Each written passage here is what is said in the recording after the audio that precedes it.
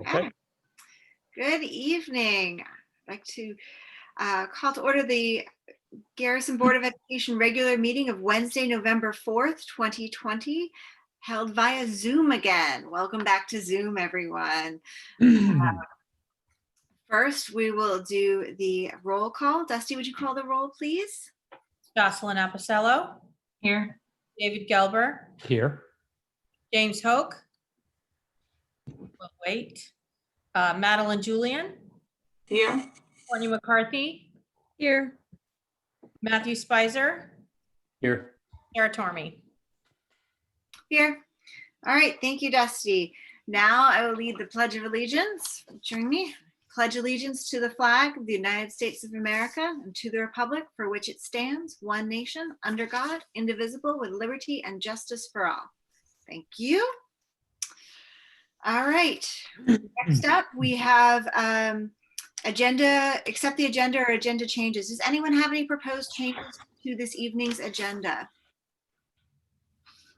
Okay, I don't see anyone. All right. I gotta get back in the habit of looking at all my boxes here. I'll read the recommended action then. Be it resolved that the Board of Education of the Garrison Union Free School District hereby accepts the agenda as presented. May I have a motion, please? So moved. Seconded. Thank you. Dusty, would you call the roll, please? Jocelyn Aposello. Aye. David Gelber. Aye. Madeline Julian. Aye. Courtney McCarthy. Aye. Matthew Spicer. Aye. Sarah Tormey. Thank you. Okay, next up, we have President's remarks. I will be very brief this evening. I'd like to start with saying we have now been open for in-person classes in our district for our K-8 students for 2 months now with a remote option through iTutor. I want to thank everyone who has made this possible, our teachers, our staff, our parents, and our students. And I hope we are able to continue. I know Carl will have a further update on that when we get to his remarks. And I would also like to extend a very warm welcome to our new principal. Welcome, Principal Allison and Meg. Thank you so much for joining us. And we look forward to hearing from you in a little bit. That's all I've got. Carl, I'm going to turn it over to you. Okay. I also only have a few brief updates for everyone. The first is just to discuss a communication that I sent out earlier today. You may not have had the opportunity to read it, but it outlines New York State's new microcluster strategy for making an effort to contain COVID in regions throughout New York State. So to sum it up, basically, on October 21st, Governor Cuomo rolled out a new strategy. You may recall back in August when we were all focused on reopening schools, the metrics were the infection rate in New York State needed to drop below 5% for schools to be allowed to open, which of course it did. Governor Cuomo also stated that if it went over 9% positivity rate in the state now, we would need to close schools. He would issue an executive order to close them. That guidance now is no longer being used. The new guidance basically breaks up, all of New York State, county by county, into 3 different tiers based on your population density. So Putnam County is in tier 3. We have roughly 100,000 people living in Putnam. And our metric is that if the positivity rate goes above 3.5% for a 7-day rolling average for 10 days in a row, I know that's sounds a little complicated. And also if we have 15 new positive cases per day with a 7-day rolling average, then the governor would mandate that we close. Now, there is one exception, and that exception is if school districts are able to and willing to test 20% of their students and 20% of their staff members every week, you would be allowed to stay open. That is easier said than done. Right now, there are still challenges with testing. It's very costly. The turnaround time is slow. There is a faster test, which is not as accurate. We are told that it may get less expensive and it may be more readily available, but I don't think we are there now. Another consideration is if you move up to 4.5% positivity, then you lose that option to test 20% of your staff. You just simply must close. So at this point, if we in Putnam County move to that above that 3.5%, and if we stay there for 10 days, right now the plan is that we would transition to a fully remote model with our school district, and that's all students K through 8. That also is something that we want parents to be prepared for. I know a lot of parents have returned to work. You're settled into new routines, but I think it's important that all of us keep in mind that this could shift. Today, the 7-day rolling average has inched up to 1.9%. Yesterday or earlier today, when I sent out the communication, it was based on November 2nd data, and it was 1.8%. So it is inching up, and we will just keep the community informed every step of the way.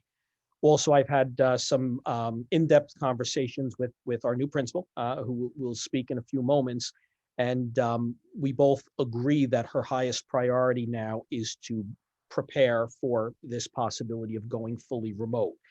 So we have a lot of good things in place, but there is more work to do.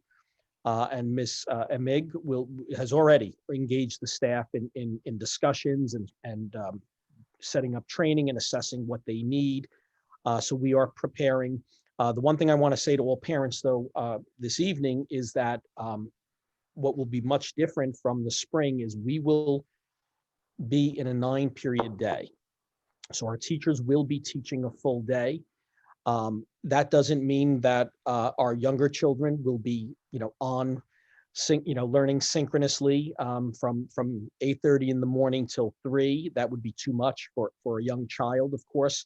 So we will have some more details that we will present to parents, but the screen time will be age appropriate. We also plan to send more materials home for families, especially with the younger children, so they can do some more hands-on learning. And all of that detail is being coordinated by Mrs. Emig. And again, she will keep parents informed if we start moving closer to that 3.5%. And Carl, that 3.5% has to be consecutive for 10 days. Is that the idea? That's correct, David. Yes. So you need a consecutive 10 days above 3.5. Okay, so if it drops to 3.3 on day 5, then it starts again? That's correct. It's a reset. And then what we don't know is how long we would need to remain closed. I assume that there's still some lack of clarity with that because this is something fairly new.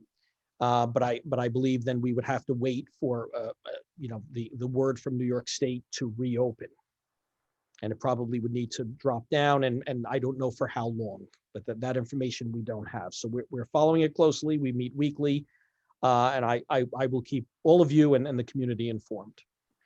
And Carl, just to point out, at this point, we have not had any positive cases in our school community. Yes. And that information is available and updated daily on the New York report card for the state, correct? Correct. And that was my next comment, actually, but thank you. Yes, I think there have been maybe some rumors. The school students and staff alike, we've been fortunate. We've had not one positive case. In the surrounding districts, there have been many. Let me say that, but we're a little smaller, and we've been fortunate, and I think everyone is being very diligent. I thank everyone for that. But we must report. Every district in New York State must report every day. At the end of the day, Nurse Melissa and I make that report. So it is something where don't listen to rumors. You will hear it from us. Now, Carl, David, go ahead. Is it Putnam County or is it this district? I mean, That reporting I just mentioned is district by district. Okay. So we need to report every day whether or not there's a positive case.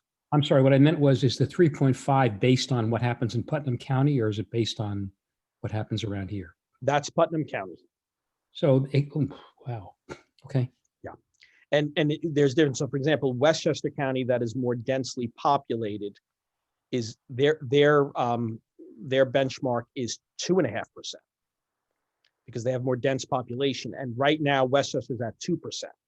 So our community may hear in the very near future that Westchester schools need to start closing. And we meet, the Putnam superintendents and the Westchester superintendents meet once a week. So of course, they are preparing for that as well. Yes. What's the number across the river for Highland Falls? Orange County, I believe, last time I checked, was over 2%, 2.4. I'd have to look up what tier they're in, but that's a great question, I'm just because I thinking know. about how, while our number is Putnam County, we have obviously a number of quite a few families who, kids in the Garrison school whose siblings go to attend O'Neill. Sure. Just something to. And O'Neill is opening for in-person classes on the 6th, I believe. Is that correct? That is correct. They're opening on the 6th. And Courtney, to answer your question, Orange County is in tier 2. Their benchmark is 3%. So above 3% for 10 days. And then if they have 12 positive cases per day on a 7-day rolling average. Okay, so again, it's probably a bit more densely populated than Putnam, and that's why their benchmark is lower. Right. I don't want to flog this too much, but I mean, isn't it possible, isn't one scenario that's possible that all the cases would be in the eastern part of the county around Carmel, and there'd be nothing in this area? Would we be okay? I mean, I'm not sure we have any choice anyway, but I can imagine a situation where something like that happens, because I think it's happened in the past, not mistaken. And it seems like it would be worth questioning. I don't know, maybe not. David, you're correct. I mean, it could be worse in another part of the county. However, my understanding of this is it would be countywide, and we would not have a choice. Okay. So that's basically what we're being told. And again, this is fairly new. So we're meeting weekly. We meet with the Putnam County Department of Health as well. I would like to put in a correction here from Mr. Twardy that O'Neill opens on the 9th. And I would like to thank him also for being on top of it, as I know he will be busing our students over there. So thank you, Mr. Twardy. Thank you, Mr. Twardy. I stand corrected as well. I had a 6 in my head somewhere. Also, we have James in the waiting room too, whenever you're done. Yes, let me bring James in right now. Just take a second. Madeline, did you have a question? Yes, so worst case scenario, let's say our district does fine, but all around us, or it affects areas where the teachers, right, have their own kids, and it affects a large number of the teachers in our school. Is there a backup plan, right? Do we only close because of the COVID number, or because we don't have enough in-person instructors? Good question, Madeline. If we at above 3.5% for 10 days, and with the infections being 15 a day, that will be mandated to close at that point. That doesn't mean we may have to close sooner. And one reason many other districts are closing or partially closing, I without mentioning specifics, one particular district, the superintendent explained that there were, I believe, 6 teachers exposed to one teacher who was infected, and the district simply could not cover those 6 teachers, so a portion of the school had to go remote. That was their decision. So that is a real possibility. If we don't have the staff, then we may have to make a difficult decision like that, and we certainly could do that earlier. We don't have to wait for that 3.5%. So that is a possibility, because you're correct. I would say, 50% of our staff is traveling in from another county, including me. So things could change in the surrounding counties. Thank you. I will point out that, Carl, I think you've done a great job of making sure that we do have some support and some extra staff on hand in case we need to have a staff member out, or 2 or 3. So I really appreciate that, having those substitutes available. Is that everything, Carl? Do you have more? Just one more quick thing, just a reminder to we talked about the positive cases, that there are none. The other thing I just want to mention is a few parents have inquired, if we do have a positive case, and it's happening all around us. And I talked about this in the summer, but I haven't brought it up for some time, and we haven't had to. But we must report it immediately to the Putnam County Department of Health, and we need to turn everything over to them as far as contact tracing, and then eventually the decision to either close or remain open or partially close. They have authority over the district. So I just want to be clear on that. There's in listening to my colleagues in neighboring districts, there's so many unique scenarios. So you really have to wait for guidance, and the guidance has changed. So from last month to this month, even the county is handling some cases differently as we're learning more about the virus, learning more about the spread. So I'm reluctant to say right now, well, gee, if we have a positive case, this is exactly what would occur, because it really will be on a case-by-case basis. But you can be certain that the county will be, the first call will be to the county. They will get involved. We will all cooperate with them. They'll have our full support as far as trying to understand exposure and help with contact tracing. And then we will immediately communicate to all parents and the community. So that's how we would handle an infection, and we are ready for that if it should occur. The other quick one is that Veterans Day, just a reminder, is a week from today, November 11th. I just want to say, I'm sorry. I know there has been a wonderful Veterans Day celebration here. There's a proud tradition in Garrison for many years. Of course, this year we're not able to do that, but I know there are some plans to pay tribute to our local veterans. Mrs. Emig will speak to that a little bit more. And finally, I just want to give also a big warm welcome to Mrs. Emig. She really has hit the ground running. She started on Monday officially, but I think everyone should know that she has been in contact with us regularly ever since her appointment. And just learning our programs. She sat on several different committees after school hours, and all of that investment of time and energy, I think, has really helped her to step in seamlessly. So at this point, I'd like to promote her, and I know she has a few updates for the board. And if you give me a moment. Did anyone have any other last questions for Carl? I just want to make sure I got everybody. Sure. Okay, no, I think we're good. I don't see any hands up. Thank you. Okay, thank you.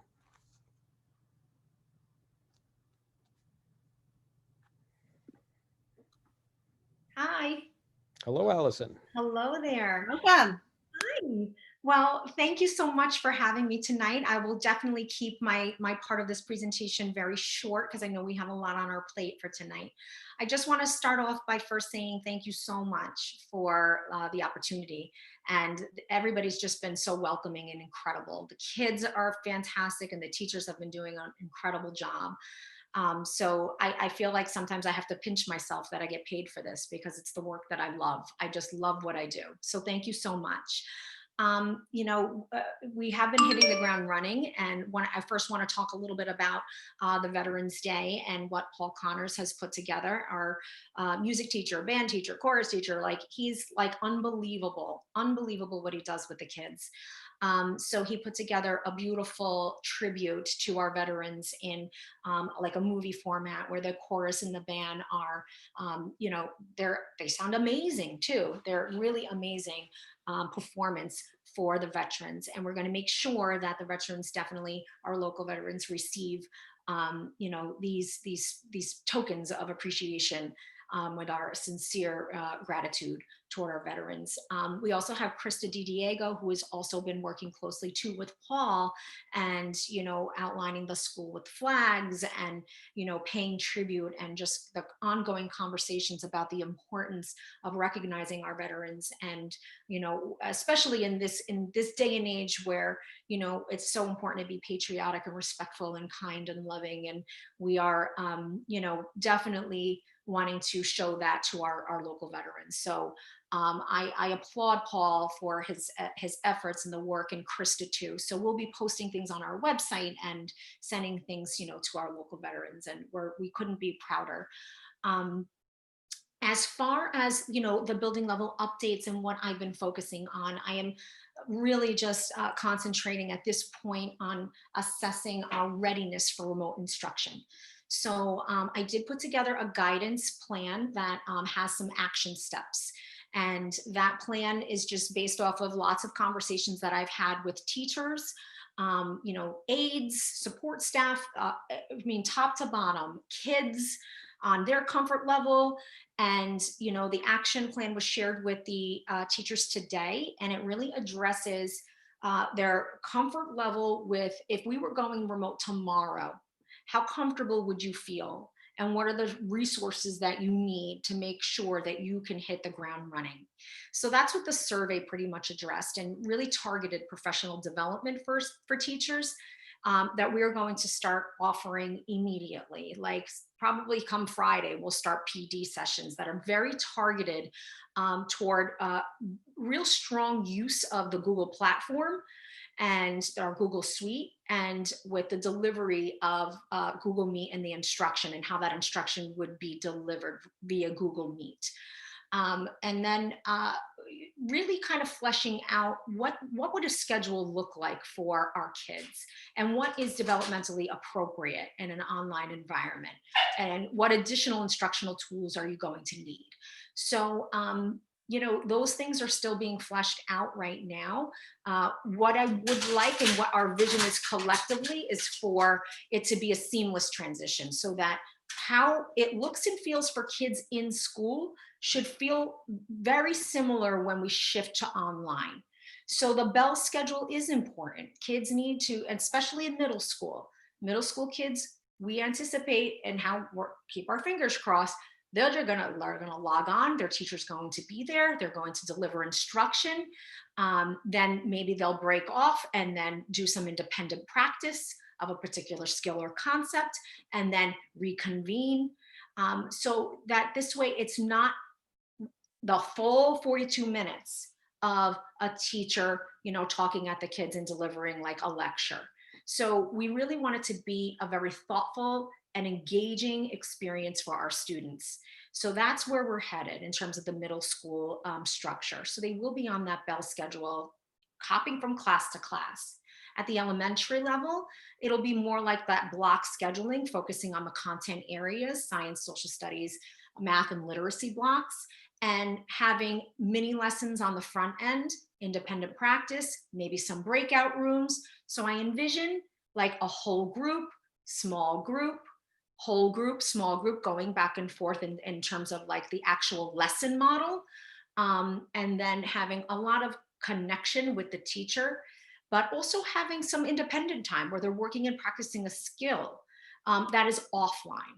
So again, it will be developmentally appropriate based on their ages. So we wouldn't expect a kindergartner to be online, you know, paying attention to a screen for a 4-hour block of time. So we're also fleshing out those parameters and boundaries. So we really are centering around that PD, and really hyper focusing the PD too for our teachers, so that we're ready. So I'm feeling really good about it. And so are the teachers. They're feeling really like they want to hit the ground running. Another thing that we've been focusing on is our RTI. So I've been really kind of getting in there and wanting to assess what the current procedures and processes are for our response to intervention plan. And oftentimes, you know, we think of response to intervention as being strictly for an academic, like the academic component. And so we are looking at the academic piece, and figuring out what that schedule could look like and how that could work. But then there's also the behavioral piece of RTI, which we're really going to closely monitor as well. So the behavioral piece of RTI is also tiered, just like the academic RTI, tier 1, tier 2, and tier 3. And in tier one is always like that classroom management. That's the classroom level tier. So, we're going to be having lots of conversations around classroom management and, those strategies so that this way we can keep behaviors at bay in the classroom. Really looking at instructional practice and student engagement and how instructional practice can also contribute to behaviors. And so there's lots of different pieces that we're going to look like, that we're going to really kind of analyze. And then, tier 2 behavior intervention would be very more focused and individualized in a tier 2. And it would be more like, what kind of behavioral interventions can we put in place, like token boards, let's say, positive behavioral intervention supports for students. And then, if need be, you need to dig a little deeper and the student needs additional behavioral support, we might be looking at pulling in a behaviorist and having a behaviorist come in and look at a child to help craft and understand the functions of the behavior of the student and do an FBA, a BIP, and that's a whole nother process. But, really kind of developing a culture of an awareness that behavior is, can be due to many things, and there's always a function to that behavior, and understanding that, and the instruction contributes, and also environmental factors and management strategies contribute. And it also could also be physiological. There could be something else going on. It could be environmental within the home. So these are all the things that we're analyzing as we unfold the RTI process. Code of conduct kind of rolls into that, which we're also going to be reconvening the Code of Conduct Committee, and we'll be looking at how we're going to adjust it so that it aligns with our values and what we want for our community of students. We want our kids to be loving and kind and, supportive to each other. And that's the culture that, we're breeding with the kids. And also understanding that there are consequences to behavior, and really looking at the logical consequences and what makes sense for kids. And then, we want to make sure that we're not developing a punitive environment, but a supportive and caring and learning environment where kids can reflect on their behaviors. So all of these things will be, worked on over time. So, I'm really eager to get started on that piece of what we do, the Code of Conduct, which sounds like, but it's all good. It's good work. So that's pretty much my update for what I'm focusing on now. And you know where to find me. If you have any questions, you can email me, give me a call. I think first, thank you so much, Allison. I really appreciate the update. I think especially hearing some of that RTI piece is very important and relevant, given that we're looking at the safety plan approval this evening. And it's wonderful. You'll find that we're very excited about the Code of Conduct as well. Mm-hmm. I know several board members are on that committee and excited to really engage in this work. So I really appreciate the update. David, I think you had a hand up. Did you have a question? Oh, sorry. Okay. Does anyone else have a question for Matt? Hey, I was just curious to what degree the professional development and planning is incorporating learned experiences from around the country, people who've been doing this for the past couple of months, and also from iTutor, if there's any structural tips that have been picked up that can be implemented if we switch over.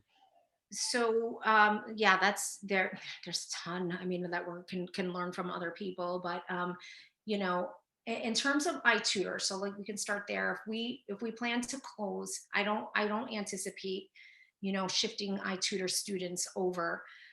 They're going to stay put, but we want our teachers to have more of a collaboration too, and a connection with iTutor teachers. In terms of additional professional development and how that will look, right now, next week, I'm going to be building out some structures and schedules for teachers to have their PD be really hyper-focused on the Google Suite platform right now, because just with that platform, there's a ton of work that needs to happen just there in that platform first, before we start, incorporating other tools. I don't want to overwhelm right now. I want to get good and refine what we have currently in our hands. And then, like, for example, Google Slides. We have teachers that are creating Google Slides, but there's so many ways in which you can make that an interactive experience.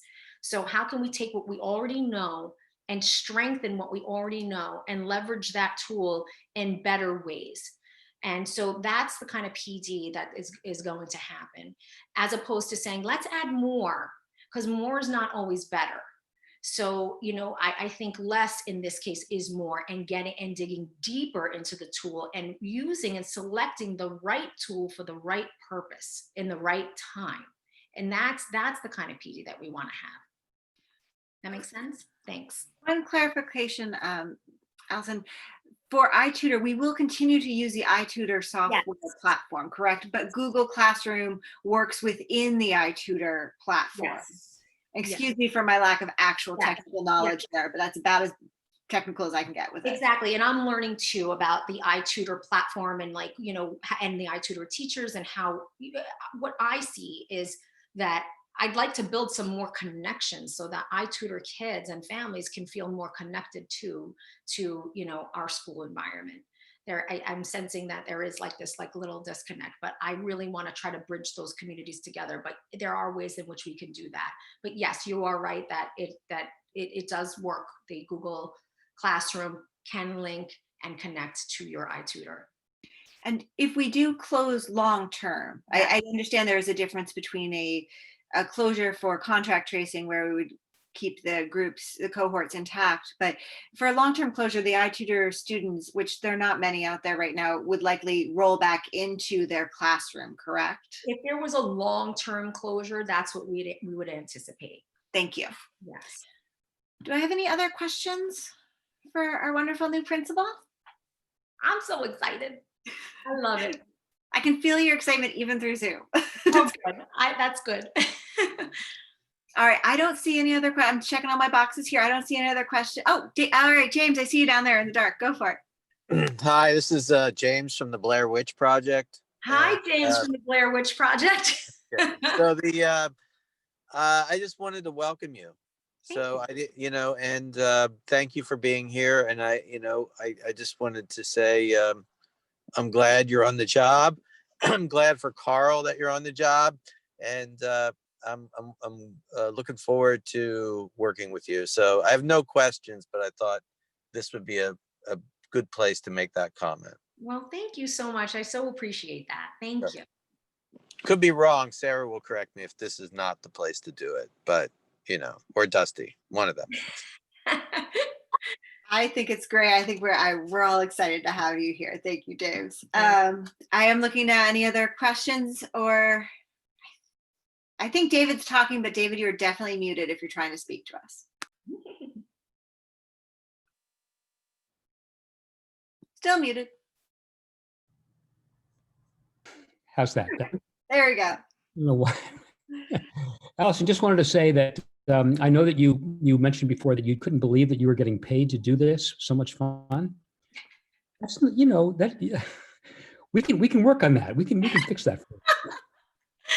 Well, I do pinch myself. My family is always asking me, how's it going? And I'm like, it's just unreal. Like, everybody's just been so supportive, and it makes the job a lot easier for me. But yes, thank you. All right, guys. I am going to keep us moving along because we have some exciting presentations. And I'm sure we will continue to hear more from Principal Imig as we proceed through this year, especially with all the challenges in front of us. Thank you for tackling those. So I am going to go ahead and move us on to our board communications and presentation section. First up in this section, we have a capital project update. I'm going to invite Matthew Spicer now, the chair of our facilities committee, to introduce this update, as I know the facilities committee has begun meeting again. Matt, go ahead. I did it too, sorry.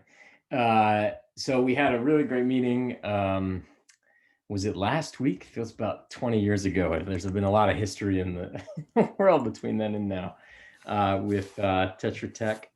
Well, oh, here's Garrett right now. And we got an update. So we're gonna get more of an update right now. And David Chen is coming on too. Are we bringing other people on? Yeah. Okay. Eric Wilson's coming. Are they all coming in? Sarah? I think we have everything, Matt. Yeah, Carl's bringing them in. Great. Carl, can you also promote Rich Michael and Keith Gallup from my team? I'll do the bulk of the presentation, but I want them there in case there are questions.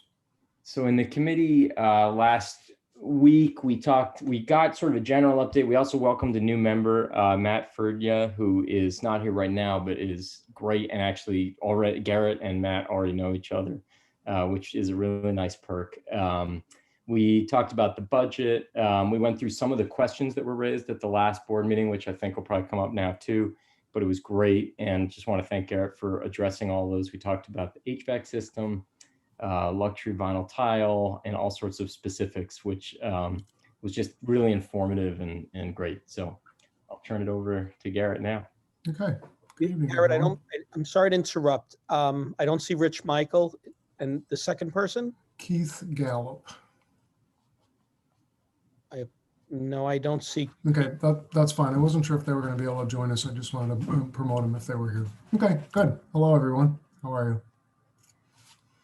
So, Dusty, I have a presentation. If you would be so kind as to put that on our screens. As Matt said, we had a very productive facilities committee meeting. Matt Ferdina did join the committee.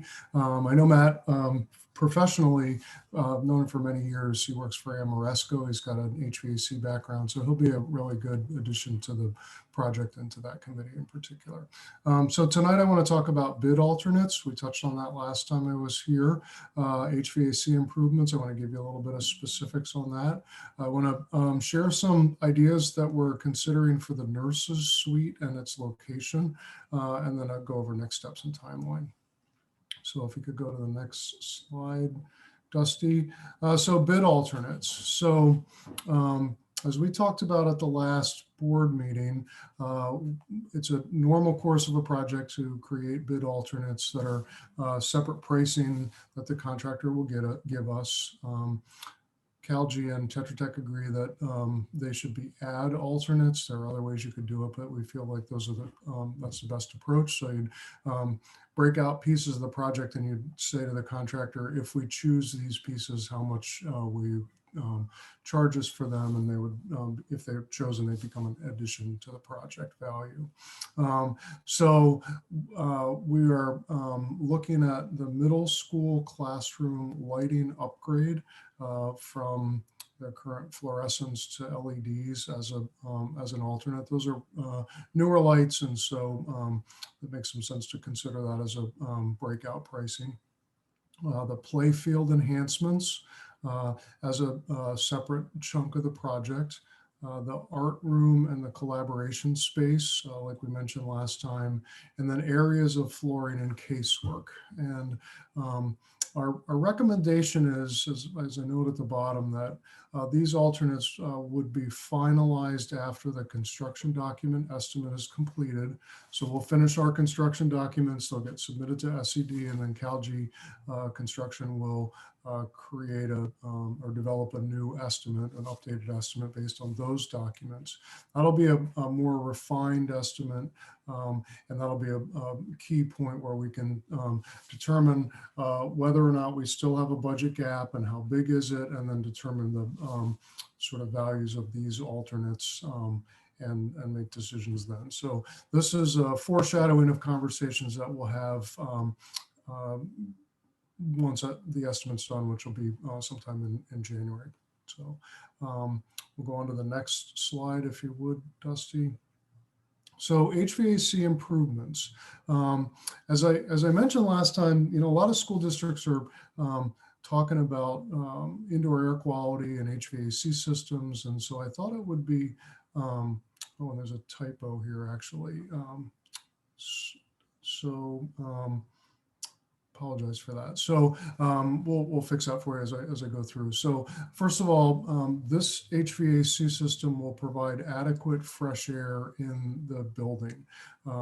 It'll be code compliant fresh air, which will that in itself will make a huge difference in this building. Enhanced filtration.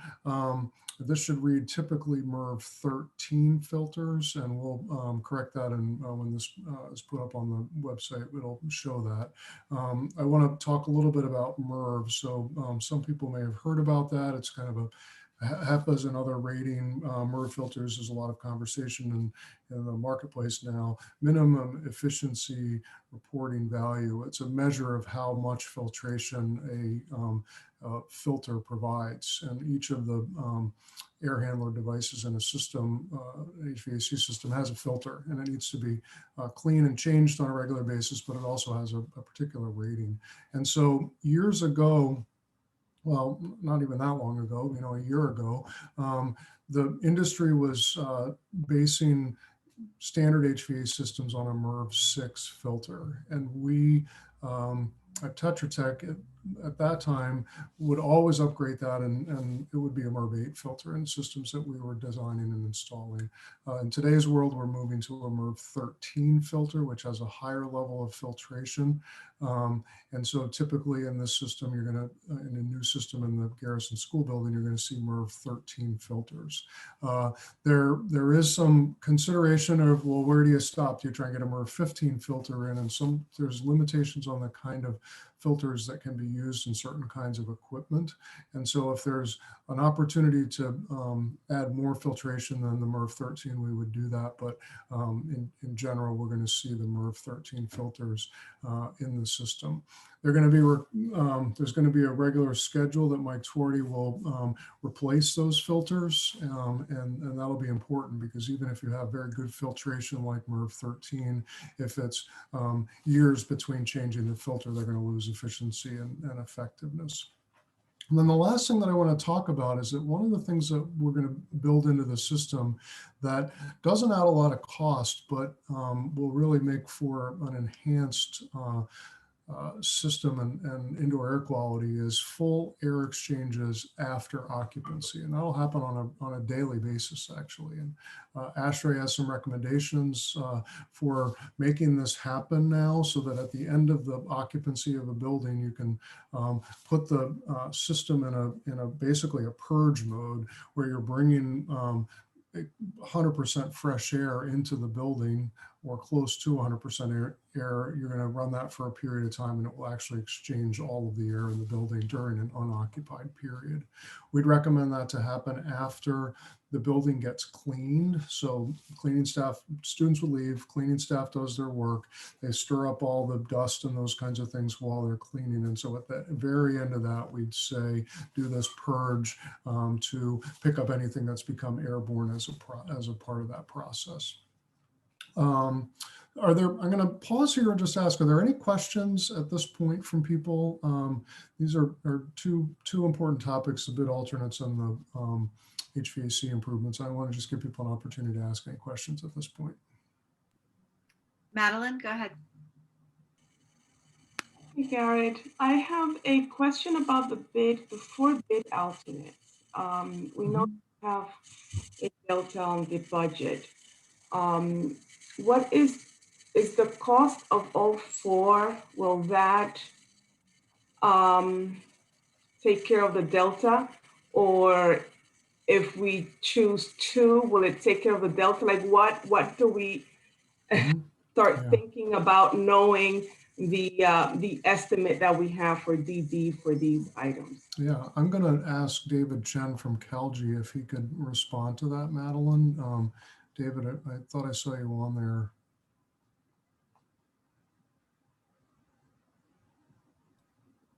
Hi, everybody. Good evening. Can I go back to the previous slide so I can? Okay, middle class lighting upgrade. Middle class lighting upgrade. We are talking about the ad alternate for the first one, middle school classroom lighting upgrade. We're talking about $57,000 add to the budget.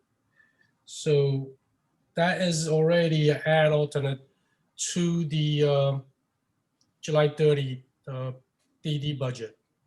So I think that's that one is for sure had to be included as the add alternate for the bid, because without that, if we put that back into the base bid, the delta on the DD phase on the DD budget will become like from 740,000 to 800,000.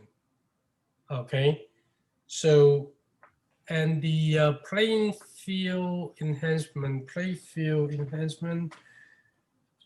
Let me see.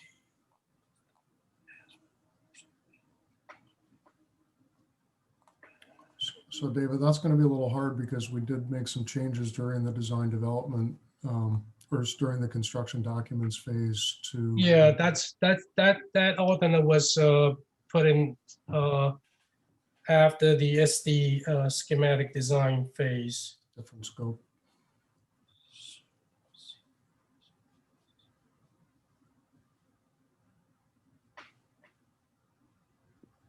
While we're looking at that, can we clarify? Okay, the is item number 19 in the scope item. Right now, the DD budget is 111,000. Okay, for the Playfield, that's included in the DD budget. So Good way to look at it, David.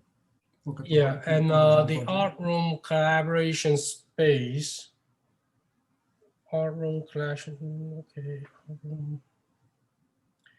In the DD budget includes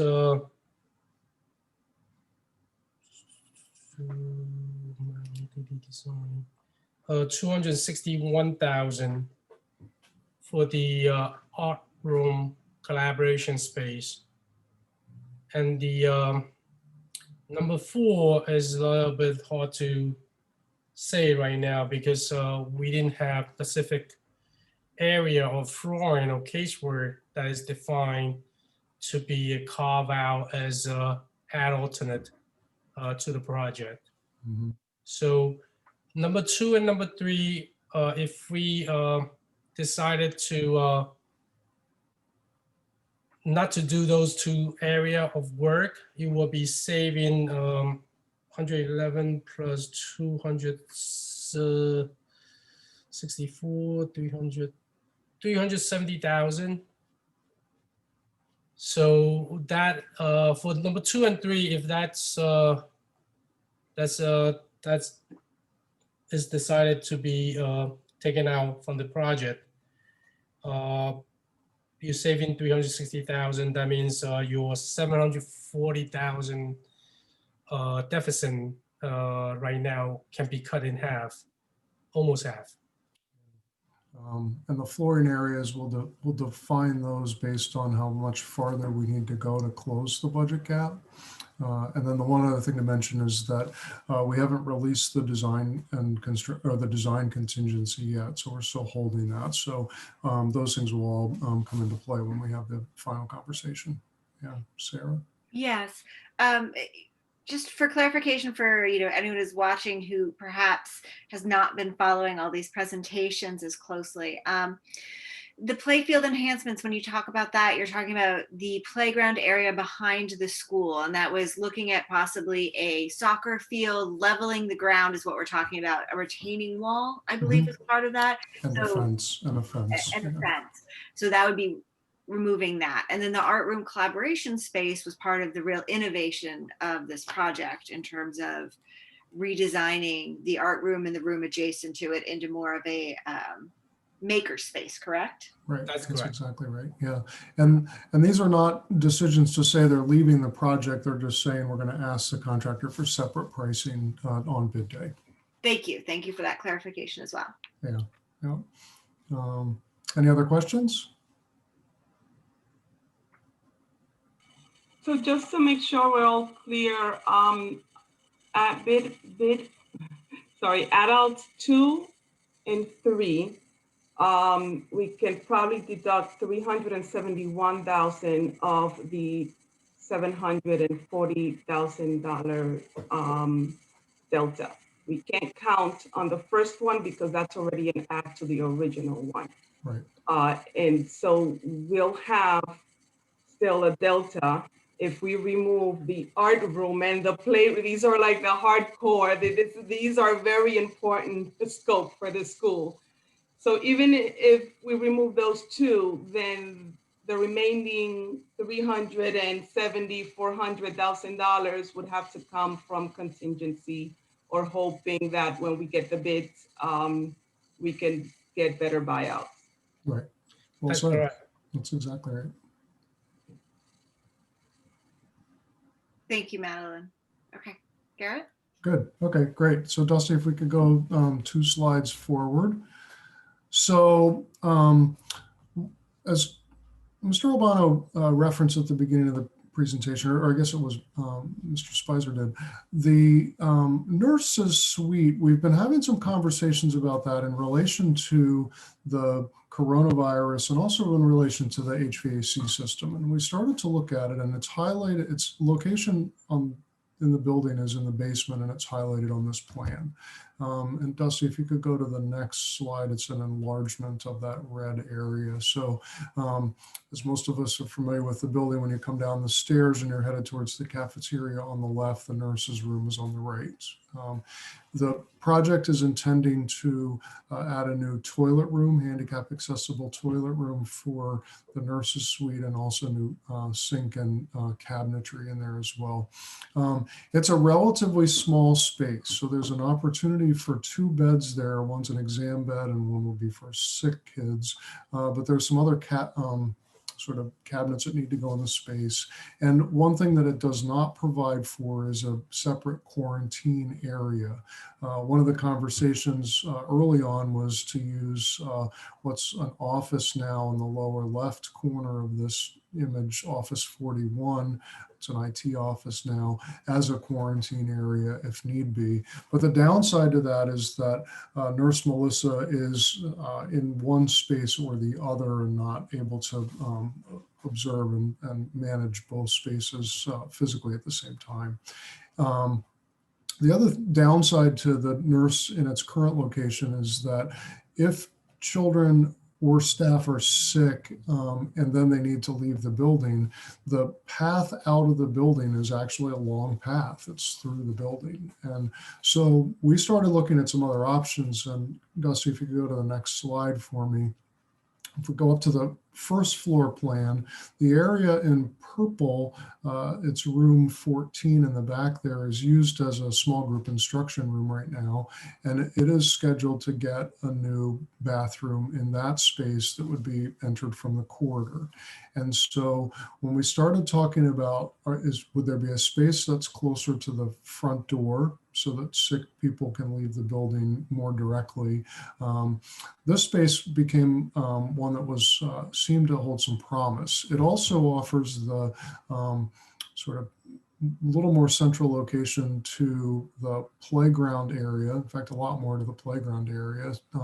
Injuries often happen on the playground, and it's a little closer to the gym as well. So we felt like it was worth considering this, as long as it wasn't going to drive the cost up for the project, because we don't want to work in the wrong direction. We're looking to save costs, and then also to potentially benefit the building in general. You're making an investment into the nurses suite. It's going to be there for a long time. I really wanted to raise the question of, is it in the right place? And we think a relocation to this spot offers a lot of benefit. Calgy did look at this a layout, and I'm going to show it to you in a second. And I'll let David talk about the sort of cost implications of it once I sort of go through the plan. So if Dusty, you could go to the next slide for me. So this is that same area, but just enlarged. So you see toilet room T5. That was the toilet room that was shown in the last drawing. That's in the project. And what we've done is we've added another bathroom right next to it, which is a good way to do bathrooms because they're co-located, so the infrastructure is all the same.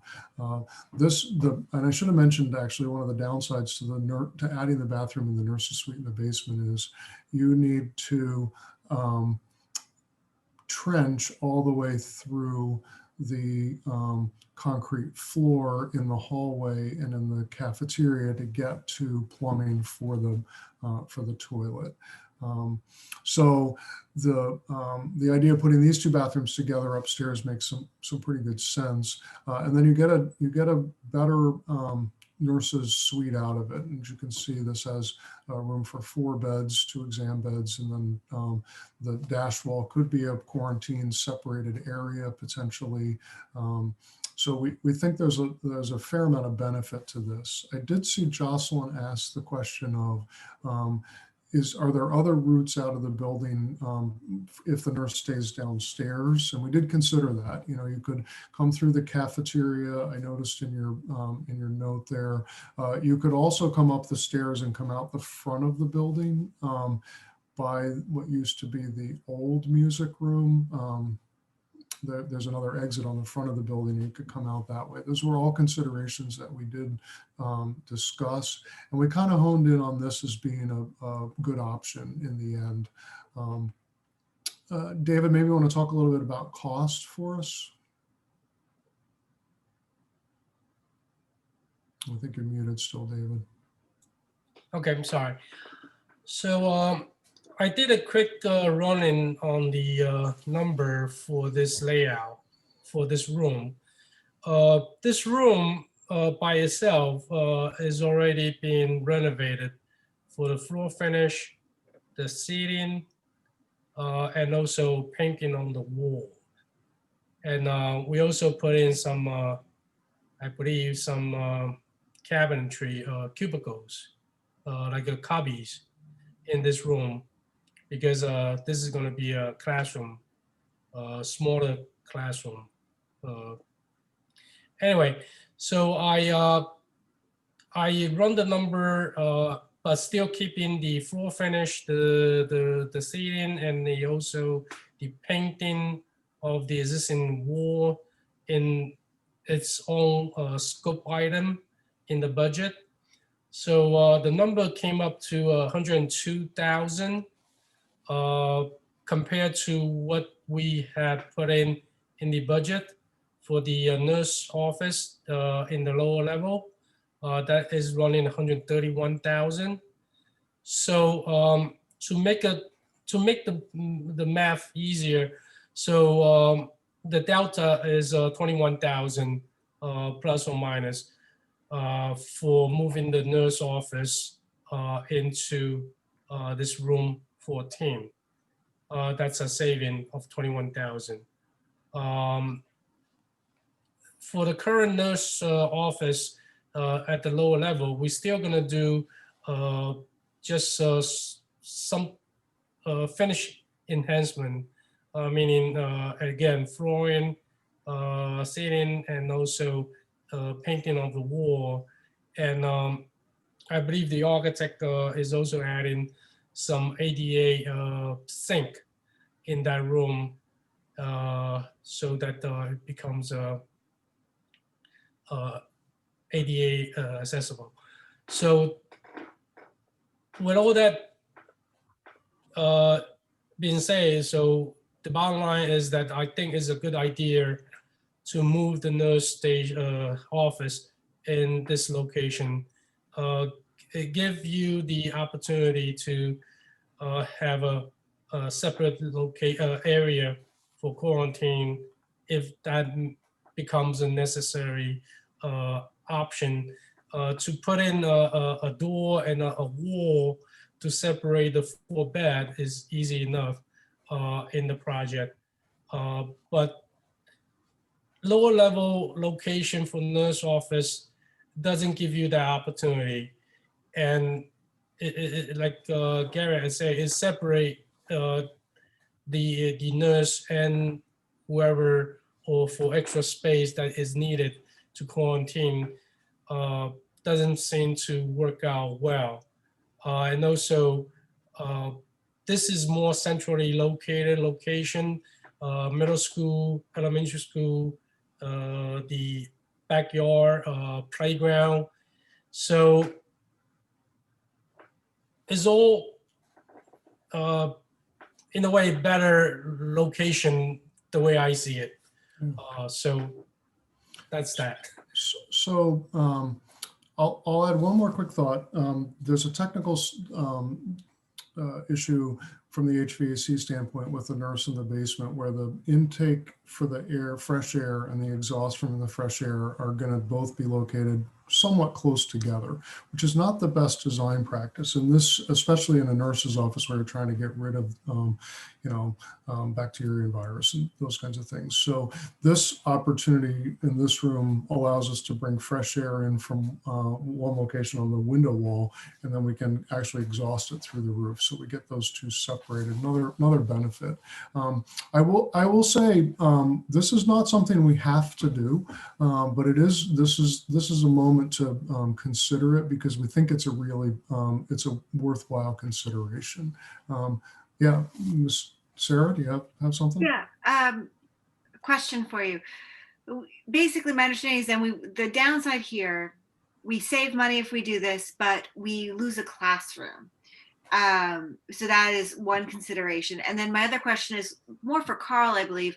Do we have a use for the room down below that would have been the nurse's room? What would that become? Good question, Sarah. We did discuss that, and my understanding is years back that was actually the staff lounge. So it's a bit smaller than the current faculty room, but it was used for many years as a staff faculty room. My understanding is teachers, dropped off their children at lunch, and then if they would choose to have lunch together in that room, then it was set up for them. We currently have a faculty room on the main floor, and it is a full-size classroom. So if we decided to move the nurse's office to this new location, my recommendation would be convert the current nurse's office to a staff room, and then pick up a classroom on the main floor. Thank you. Facilities Committee, do you guys have any thoughts that you want to share based on the meeting on your recommendation for this?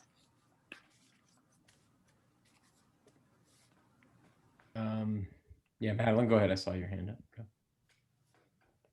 Go. Was the location confirmed with Nurse Navisi? Oh yeah, definitely. Wouldn't bring it to you if it hadn't been.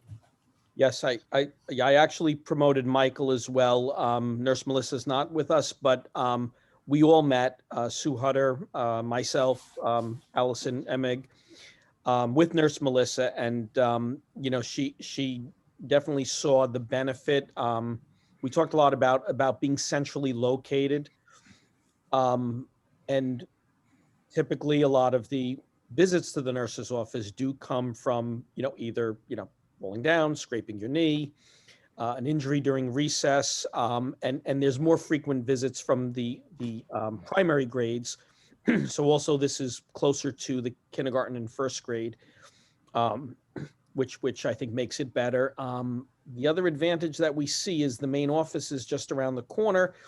And if there was a true emergency, it is always nice to have that support from the main office. Even if one of our administrative support staff or the principal was waiting for parents or an ambulance, you do have that support as well. It's a closer proximity. But Nurse Melissa also, she wasn't opposed to remaining in the current space, but we weighed the pros and the cons, and I think you have more positives with this. We're talking about a better space, better air quality, less expense, and a better location. So I do think the pros outweigh the cons, but please feel free to offer your opinions. That's great. Yeah, our big question at the facilities committee meeting was what Madeline just asked. So I think that answers that. Yeah. Thanks. Yeah, and I will say, I didn't bring this to the table because I saw it as a cost saver. I was hoping at least it wouldn't be an ad. This was, really sort of instigated for other bigger reasons, I think, so. Garrett, when do you need a decision on something like this? For this, we'd want to make a decision relatively soon. Okay. Yeah, so this week, because the team's working on wrapping the construction documents up, and so they're going to have to make changes to them. So if we could make a decision this week, that would be great. Then I'd like to open it to the board members. Do we have any further thoughts, questions, comments, please?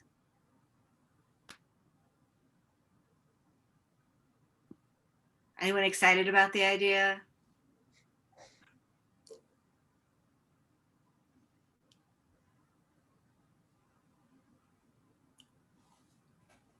Okay, shall we move on? Sorry, I'm trying to, with the plan up, I can't all see all of you, so just jump in if you have something to say. But I think as long as the facilities committee feels like this is a good idea and it is a cost saver, and it's what the district wants, I don't see any opposition to this. I don't hear any opposition either. So, okay, Garrett, there you go. I take that as a yes, we're going ahead. And I will say I'm excited about it. I think it's a good decision. Good. Carl, can you make use of the extra classroom? Yes, David, having, and really, this is right now, this is being used as small group instruction. Okay, but this is a decent sized space. But the teachers, Garrett, correct me if I'm wrong, the current teachers faculty lounge is larger than this room. Is that correct? Mm-hmm. Yeah. You're actually picking up, out of this exchange, you're picking up a larger classroom space, which would be useful, certainly. And we would make the new teachers lounge in the old nurses area very nice for them, correct? Absolutely. My understanding is we're doing the floor. Paint doesn't cost all that much, but it goes a long way. And we could probably, the district, not part of the project, but I'm sure the district could put some very nice, comfortable furniture for the teachers so they have a comfortable space. Excellent. Thank you. Okay, good. Thank you. I appreciate that. Good conversation. So then if we move on to the next slide, which is our last slide for tonight. Next steps. So we finished schematic design and design development. We're completing construction documents and we'll be into SED next month. That'll start the SED review and also start the construction document estimate by CalG.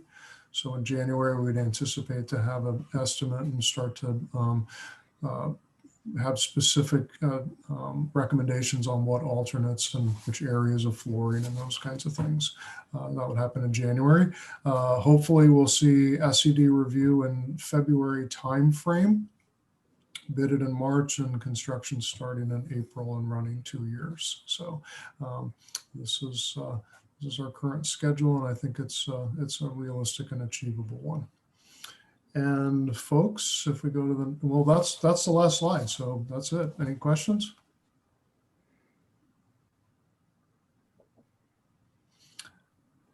Garrett, the time for approval seems rather quick turnaround. Is are you basing that on other districts that are getting approval? Mm-hmm. Current SED review times. Yeah, SED posts their review times on their website. So that's, we're looking at that. It can vary and it'll change, but yeah, we anticipate this is going to be a relatively straightforward review. And this is not the third-party review system that they implemented about a year back or 2 years? The review times are fast enough that most districts are not using the third-party review process at this point. It's just as fast to go in the normal track and have SED review them. Thank you. You're welcome. And I do apologize for that typo in the presentation. Dusty picked up my other typo. I had the wrong date in it. I thought today was the 11th for some reason. So I'll get both of those changed. I'll send a final file, and then Dusty can upload that. I did see also a comment about getting this on the board docs. I do apologize. This did come in late. I like to usually get it to you ahead of time so you all can see it. We were sort of right down to the wire, hot off the press with the nurse stuff today. So that was what was going on. So in the future, you'll see it earlier. Thank you, Garrett. And thank you, David, and everyone. Really appreciate your time and energy on this project. And thank you to the facilities committee, Matt, Madeline, and David. I appreciate your time and for welcoming a community member onto your committee. So sounds like you're making great progress. All right. Okay. Good night, everyone. Good night. Thanks. Take care. See you next month. See you next month. All right, guys. I'm going to keep us moving along here. Oh.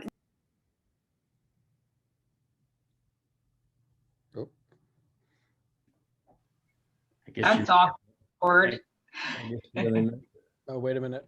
Sarah's in attendees. I made her an Oh. attendee by accident. Yeah. Sorry, Sarah, hang on. That's it. Meeting's over. No, we will bring her back. I promise you.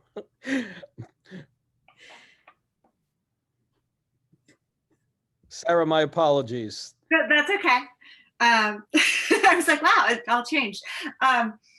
So back to board communications. And now I get to see what everyone else sees. It's really interesting and different. I'm seeing like my Brady Bunch here. That's not what goes out to the community.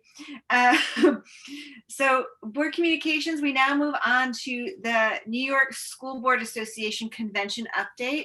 We're going to start with Madeline, who is our appointed representative to NYSBA, who attended the conference. And I know Jocelyn attended some sessions as well. So we'll go to her next. Madeline, it's all yours.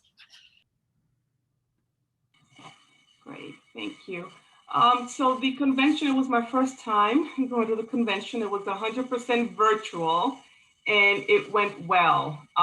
They had a lot of good sessions.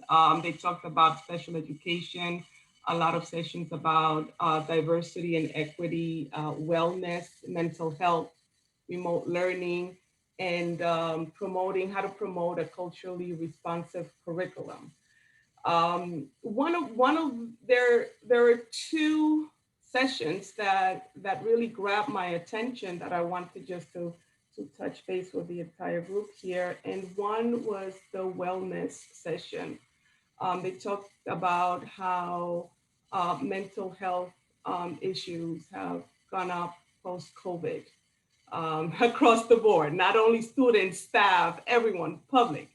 And ways that the school, things that the school can do to help the students during these times. And one of the things that they said that we as board members can advocate and help is see if we have a county mental health crisis team that can partner with the school in case we have any emergencies or just to be as an additional resource to the school.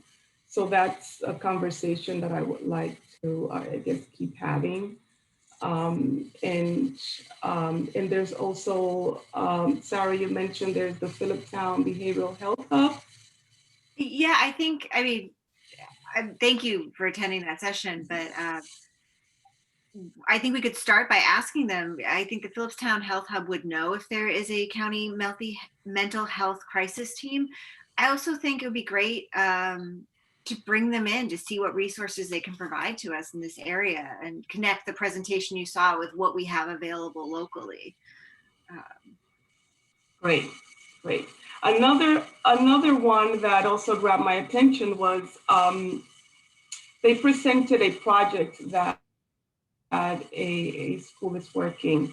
And Jocelyn, and I'll probably let you speak a little bit more in detail, but it was about collaboration between districts and having different school districts with different backgrounds just connect and talk and have these conversations ongoing, not just for a year, but for years, like establishing a connection early on that carries for several years and connecting different students with different backgrounds where they would normally never connect, and growing from that. And it's called Bridges.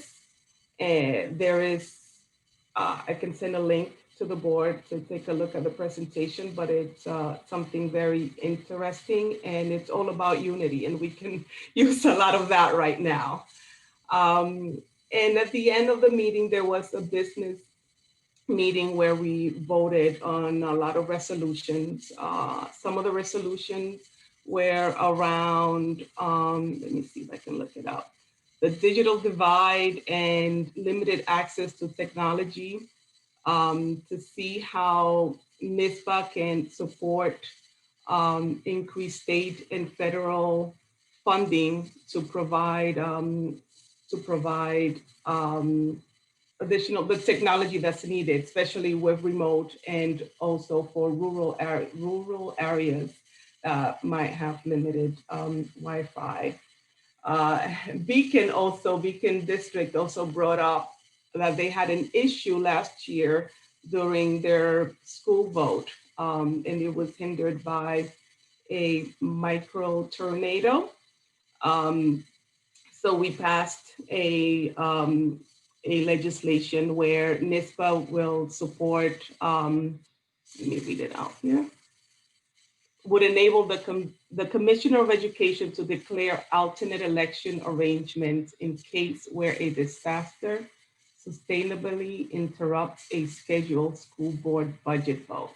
So last year there was a tornado and not everyone could go and vote in Beacon.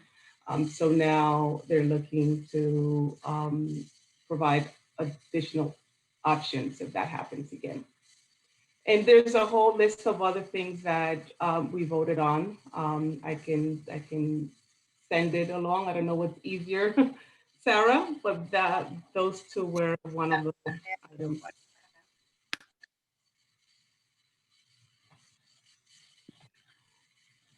Sorry, I just heard my name when I came right back in. Okay. Where we go? There was a list of resolutions that we voted on. I have the info on how we voted and the results. So I can send that along to everyone if interested, but I just don't want to take the time to go through all of them right now in the interest of. Yeah, I think an informational email with those, I think 19 passed, correct? Yes. Okay, yeah, just send them out as an informational email to everyone. It would be great. Make for some good reading. Okay, great. Thank you, Madeline.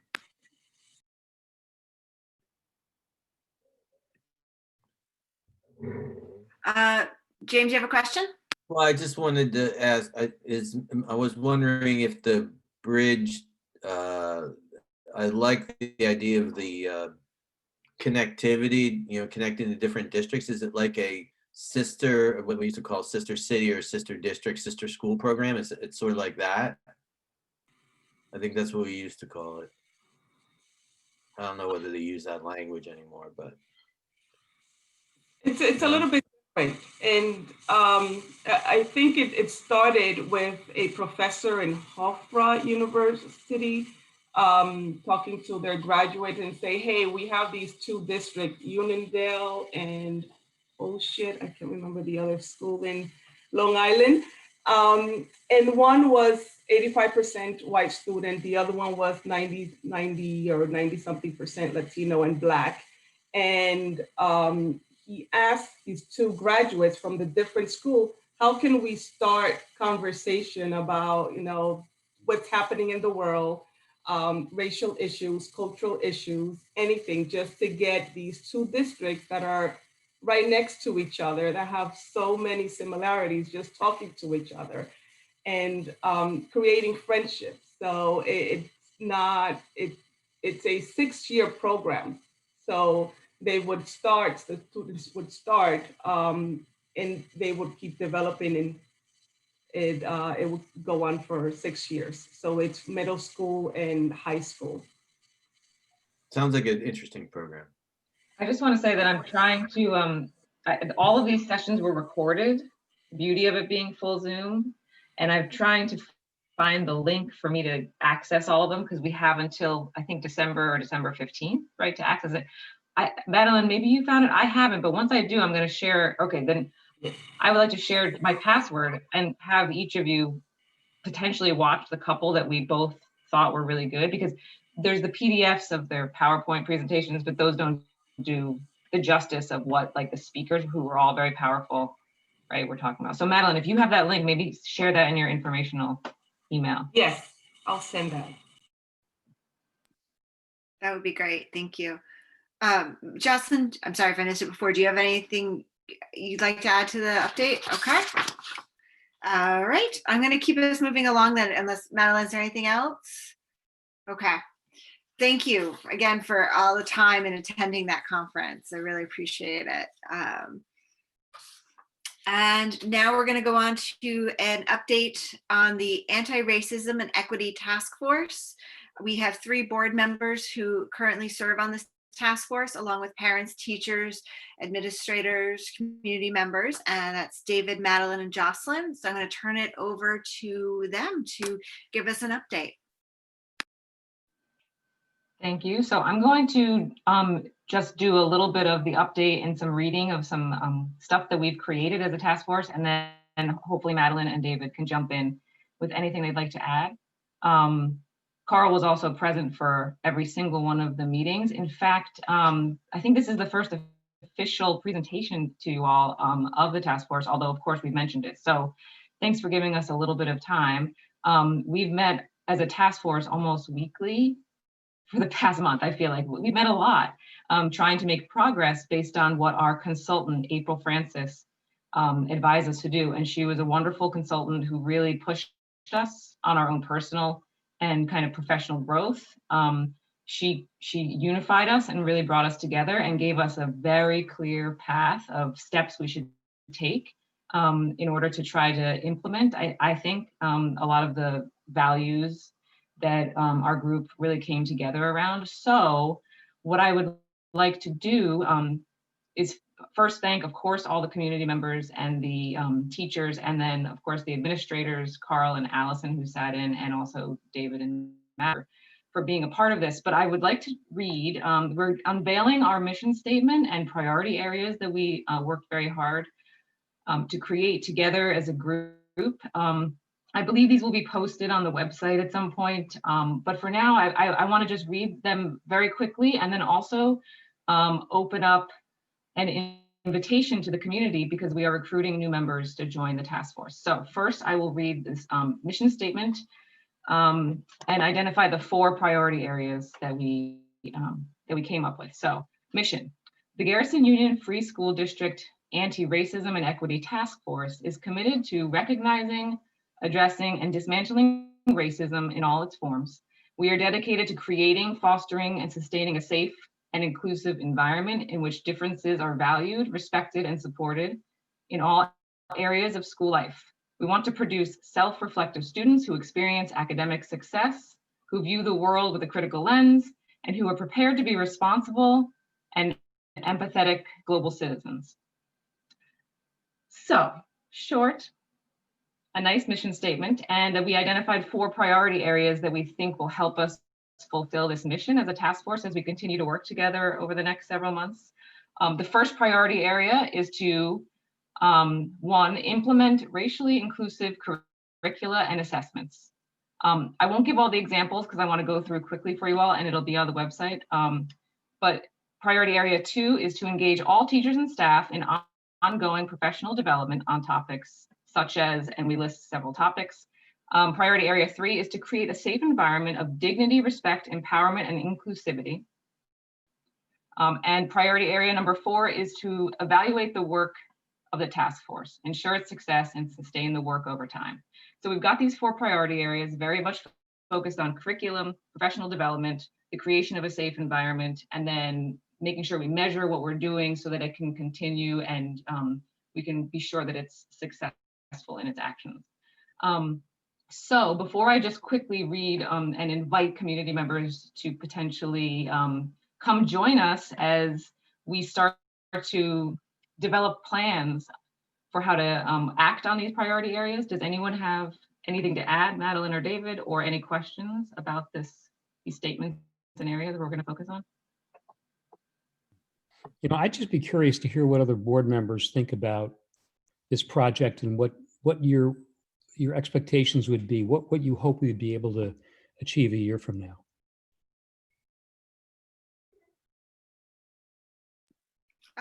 Okay, I'll jump in there with this. I think taking a look at the curriculum is a great place to start, and I really support that idea. I think the mission statement sounds good. I don't expect it all to happen overnight. I think one of the things I've learned in the past year on the board is that everything does take time to review and make sure we're including all voices and hearing all sides. So I do think it's going to be a process, which I'm sure you're figuring out in your meetings.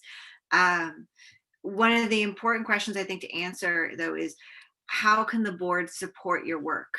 What do you need from us in order to continue to make this go forward? Thank you, Sarah. I mean, I have ideas of a few things that I would like the board to work on. I don't know if it's appropriate here and now, but I'm happy to send it as an informational email if it's better. If it's something you want to bring up, like if there's something you want to kick to a committee or feel that is something that we're going to start addressing, please. I mean, we're in a public session, so it's great to bring it forward.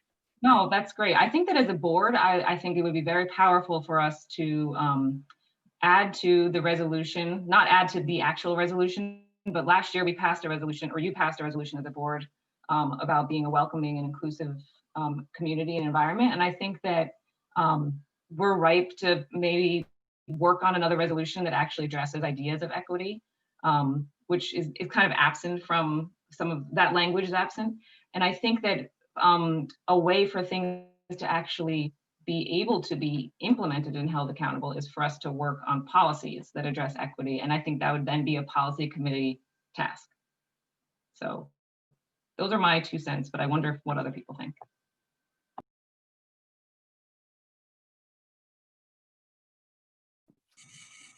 You mean what other people on the committee think, or in the task force think, or other board members, Jocelyn?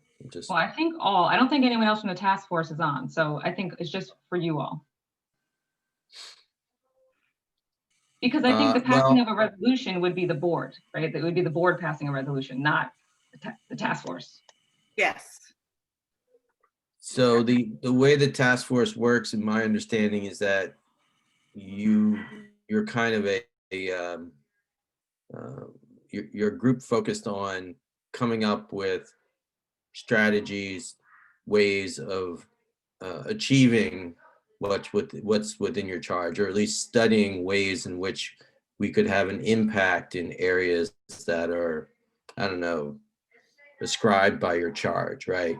And then you bring those recommendations to the board, and is that how it's supposed to be going? That you're going to be bringing recommendations to the board, and this is to sort of answer David's, or ask David's question, or respond to David's question.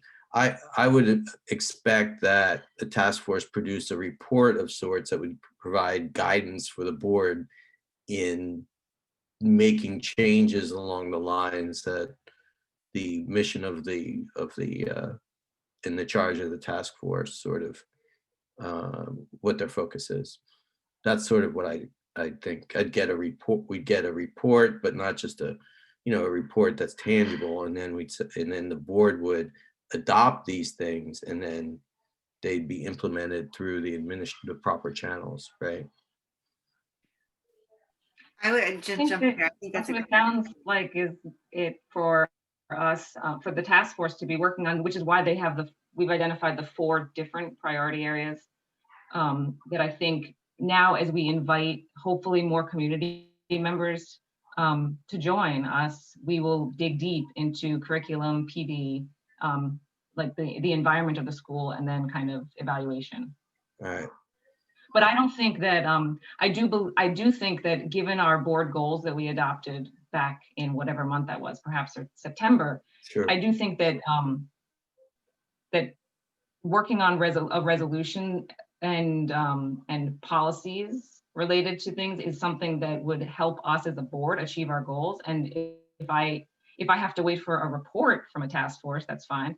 But I also can imagine that we as a board would potentially be able to discuss moving it before we have to receive a report. I guess that's a question. This might be a good time for me to just really point out there's going to be a letter going out to the community to have folks send in letters of interest to join the task force. I believe this, Carl, I'm sure it'll be emailed out with the directions of who to address the letter to. And I think we have a deadline that we would like to receive those applications by, which is soon, which is I think within a week, I believe, so that we can assign people to priority areas and then start digging deep into how to actually act on some of these areas. You know, I want to see if we can get a little bit to, you know, we can talk about building an alternative nurse station, and there's no deep emotion involved in it. This is an issue that we've not, as far in my experience on the board, we haven't confronted yet. Now, I just want to know how people feel about this. I mean, we live in a largely white community, with apologies to Madeline and the other folks in this community who are not white. But it's a predominantly white community. It's not something that gets discussed a whole lot. So I wouldn't just know if we were sitting around in a room together and you know, talking to each other in a less official way, what is it about this that touches you or that makes you feel like it's really worth doing? If there is anything, I mean, if it does that, or is it, you know, just kind of like, yeah. I know I'm in the task force, but I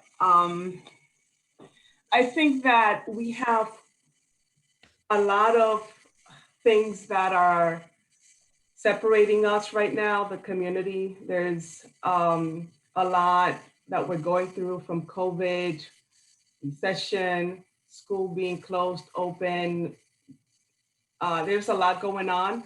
But the one thing that unites us all is that we all care about our students. We care about the district. We care about their education. And I think if we hold on to that, and what this task force will do is that it will empower all students.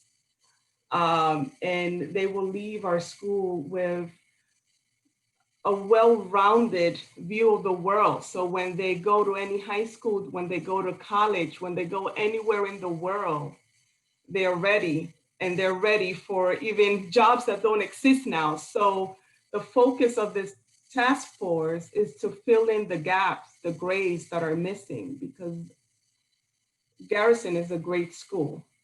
And the one thing that they're missing is to hear from other people with diverse background, different culture, to have conversations that they're not used to answer questions, just to talk and open up.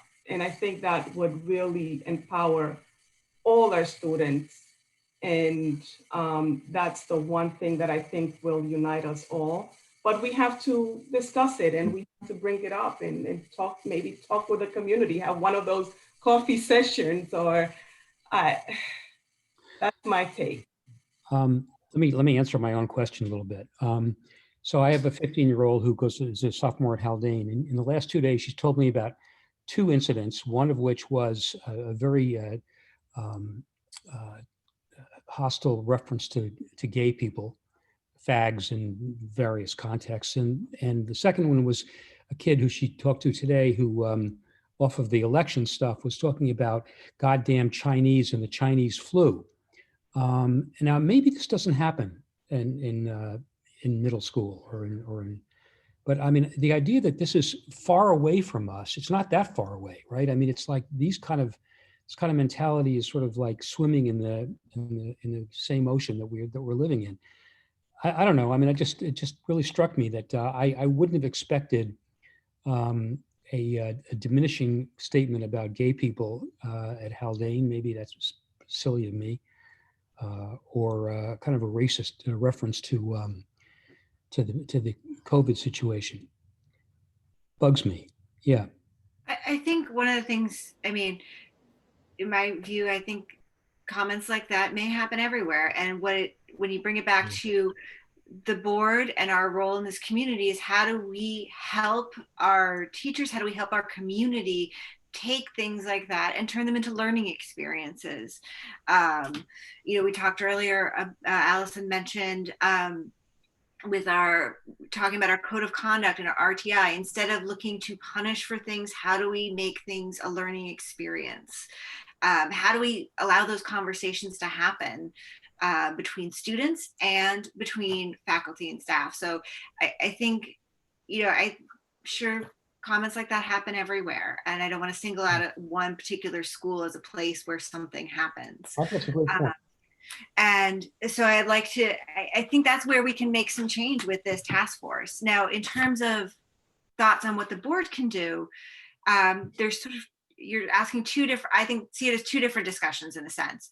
There's what we can do, if you're looking to build a PD program, I hope you come to the board through the budget cycle so that we can make sure that that is included in our plans for the next year, and we continue to build on that work. That's a very practical, tangible thing the board can do. Another thing is the policy. We can look at what other schools are doing, what might work for Garrison and have an actual impact in terms of policy. And then David, there's a sort of question of like, how do we feel? What type of culture are we creating in our school? Which the policy and all these things are components of. And it's taking the ideas of this task force, in my opinion, and making sure they touch on all the other work we're doing. So, Right. James, when you talk about I know you've been so deeply invested in the coherence plan. How does this impact our coherence planning? Can we keep that in mind? And so then my question back to the committee is, what conversations have you had around equity? How are you defining that? And what does that mean for our school? Yeah, I think I was thinking more operational when I answered the questions about governance and things like that. I was like, well, I don't know, I guess you get a report. But I think David was asking a much more aspirational question, and I was more in the business mind. But I do think that what Sarah's pointing out here is something that that is very important, is that I think the most powerful thing that the task force can do is to inform standing committees, inform and collaborate with standing committees, or whether it be policy or curriculum, or education curriculum committee, whomever in the community, to align those values and those opportunities with the necessary thinking and guidance regarding equity and racism. And I think that'd be really, really important. I think that's true with the sustainability and environment as well. That's a place where you can say, how do we integrate a greater understanding of our environment, sustainability, when dealing with A, B, or C, right? The same thing is true with this kind of task force. I think it's something that, at the root, what I really hope happens is that people understand the significance of race in shaping our everyday lives, and how we talk to one another, how we engage one another, how we think about the world, and that we feel it is an important value, that we understand that as a basic foundational principle for the history of this country, and a basic foundational principle of how society is organized and in caste in this country, and right here in this community. And I think it's really important that this work inform just keeping the board aware of the work of the task force, so that we can properly support you in any way we can. That's helpful. Let me just add a final thing on this. Let me ask Carl a question that I asked my kid. So this person, classmate of hers, said, bleep fags. And so I said, well, is that something that the school is talking to this person about?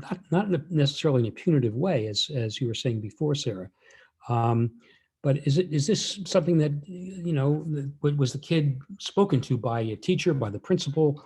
And she said, oh, no, that would never happen at Haldane. I know she may be wrong about that, by the way. I hope she is. But I'm wondering how, if that sort of thing were to happen at Guff's, how we would deal with it.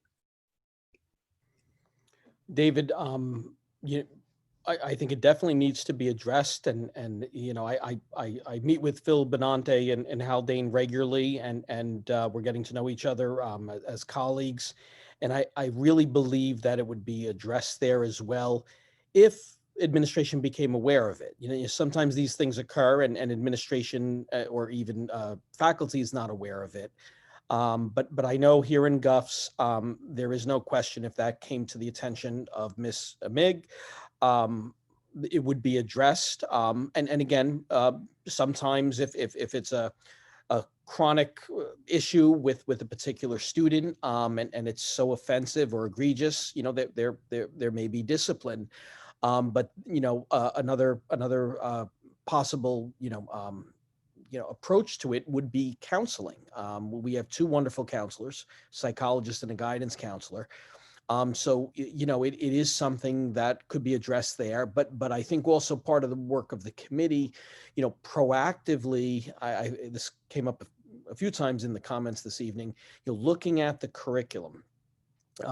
Making sure, I actually met with a teacher earlier today. I'm observing a lesson who is, one of her goals in the lesson is to increase students' empathy through the activities. And I think I said this in the committee, empathy, some people think empathy is fixed. You either have it or you don't, which is really a mistake. Empathy can be developed. It can be taught. Students can develop empathy. So, I think we have to work proactively. I think if these issues come up, sometimes it is a counseling, a course of action. And if it's something that repeats and offends other students or other individuals, then sometimes there has to be a significant consequence if it continues. So. Thank you, Carl. I would like to, anyone else have comments they want to share? Thoughts? I know we're running long this evening. Maybe some of our members are tired, but I want to invite everyone to jump in if you have something to add to this discussion. We're going to continue to have these regularly, Jocelyn and other members of the committee. I want to continue to hear from this committee, but tonight, if anyone has something they want to jump in and say, contribute, please. Thank you for the work. Okay. Jocelyn, do you have anything further, or Madeline or David on this? Other than the call to action from the community and the invitation to join? No, I just hope, Carl, hopefully we can work on getting that up on the website and an email out tomorrow so that more people can hear about opening up. It'll be posted and sent out first thing in the morning. Thank you. Okay. So we're good. I'm going to keep us moving along then, in an effort not to keep you here all evening. Thank you everyone for engaging discussions and presentations. I appreciate it. We're going to move on to committee reports now. We have already saw a lengthy presentation on facilities. Matt, as chair of the facilities committee, do you have anything you wish to add? I don't think so. I think we covered it. Yeah. Great. Thank you. Jocelyn, as chair of the planning committee, which also includes James and David on that committee, do you have an update for us? Hi, I have a quick update because we actually met as a full team last week with our consultant, Jonathan Costa. And so the team consists of, I think, 13 people. There's 3 board members you mentioned, Carlin and Allison are both on, and we have 4 teachers, Robin Waters, Naomi Cook, Coulter Young, and Stacy Ricky, who are all volunteering their time. And we have 4 parents, Ned Roush, Julia Wynn, Ken Schacht, and Casey Oakes. So I really want to thank them for embarking on this journey, because it's going to take 40 to 60 hours of their time over the next couple of months. But we all met in person in the gym, socially distanced with masks on, and heard a really inspiring presentation by Mr. Costa to get us really thinking about what planning means, what coherence means, what kind of skills and dispositions we might want to look for in a Garrison graduate, and to kind of really think about the future of work and the future of education in our district.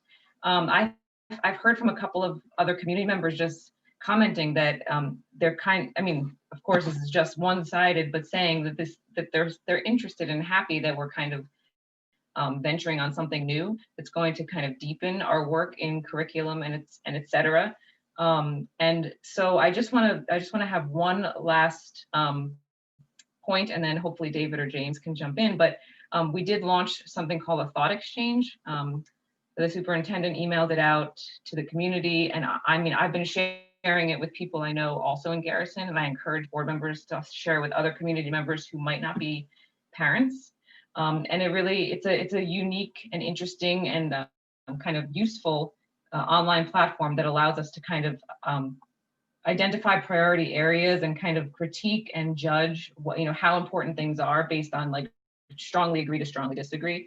So it just will really advise the coherence planning team on taking the temperature of where the community lies on where we'd like to see our Garrison graduates moving, as we all as a team work together over the next several months on pushing this forward. So we're going to meet as a group again on November 20th, kind of a all day quote unquote meeting, which just means I think a couple of hours total, but and try to really identify skills and dispositions for a Garrison graduate that we'd like to really cohere around as a district. So that's it. And I wonder if James or David or Carl, who was also present at the meeting, would like to add anything. It's great to hear people talking about it, and it was a fine meeting. I think people are I think people are genuinely interested in having this conversation about shaping the experience of future students. And that's it. I thought it was a good group, right? Pretty open-minded. I sat next to Kent. We chatted. It's good. Well, Costa was great. Yeah, he was. He's engaged, so he's passionate about this process. I think I want to thank Jocelyn for doing, facilitating it all. So Carl really has done all the work, I have to say. Thanks, Carl.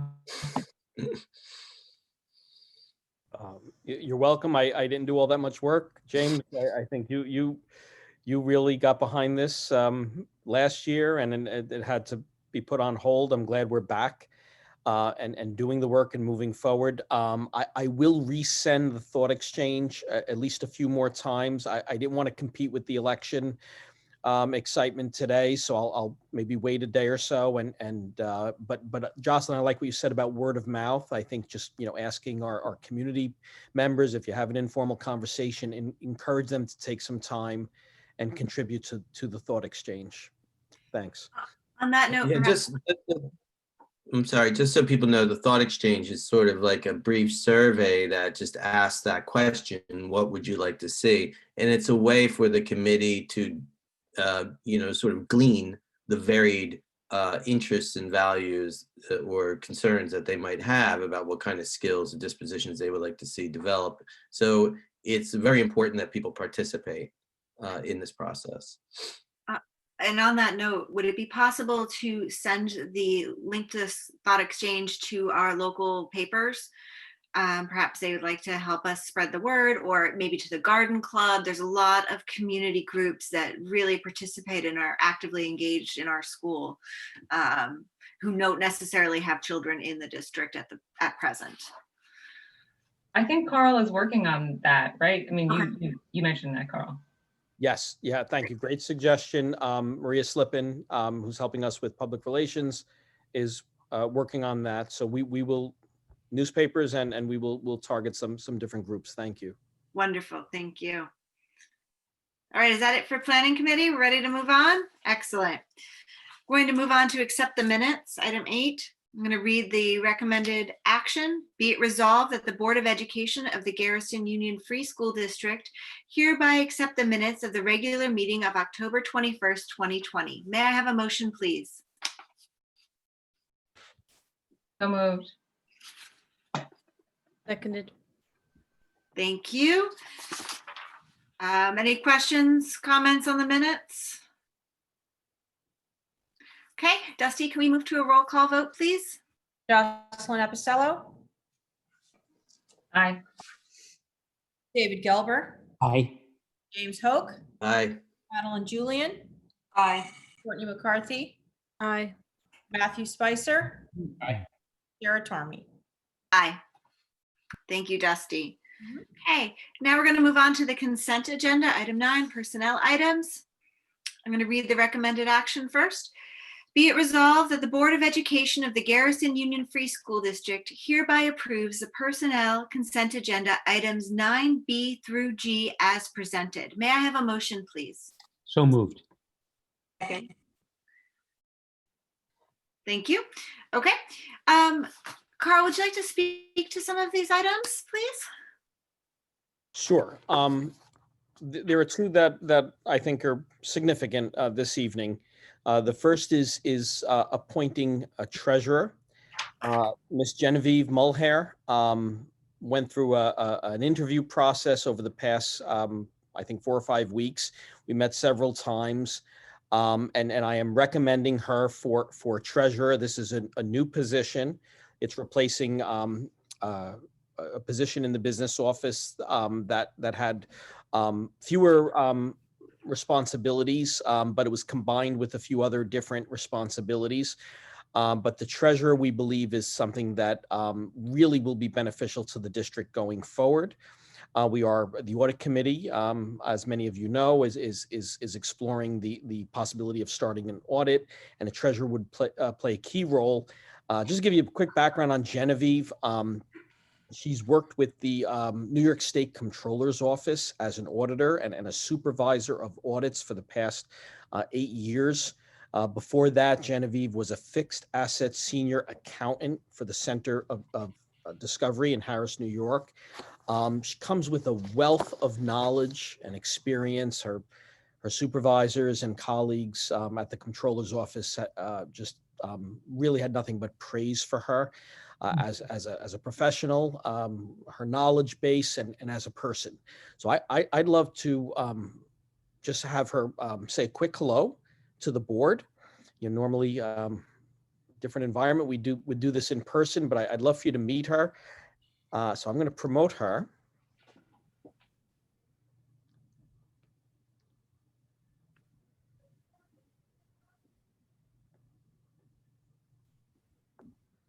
Genevieve, are you with us?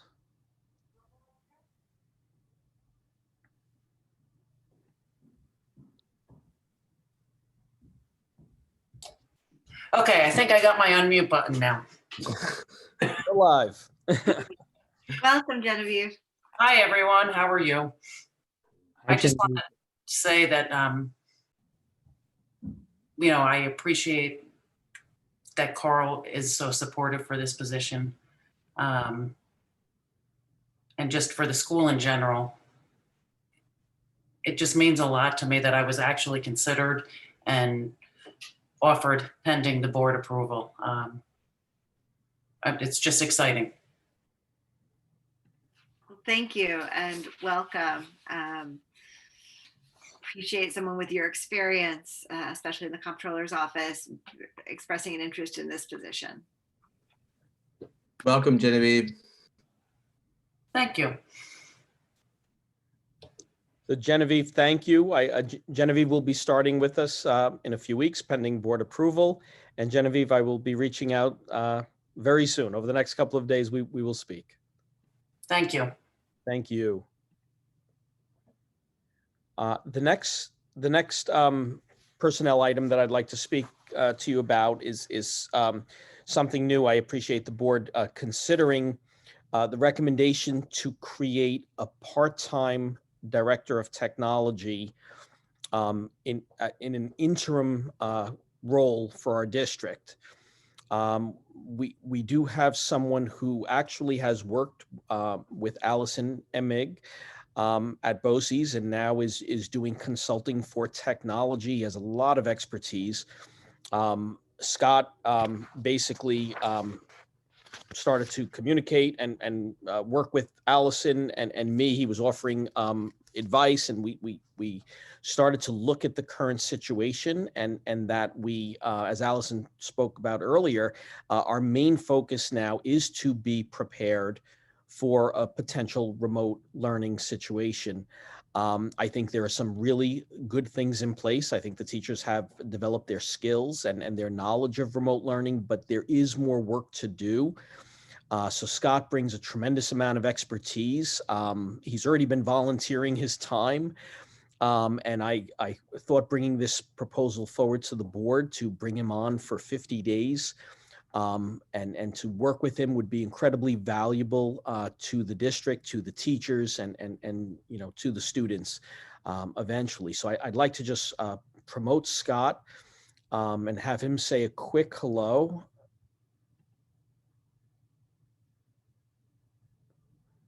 Okay. Here is Scott Kaufman. Hi, Scott. Hi, can you hear me? Yes. Hi. I realize now that after seeing all of you in these screens that I am the only one with a headset that looks like this, but I'm gonna just chalk that up to a director of technology requirement. So I really want to sincerely thank you all for having me, and you know, I'm honored to work with you all and the teachers and your students. But I really also want to honor your concern with the idea of going into a remote environment, because it could be concerning, it could be nerve-wracking, and it's the unknown.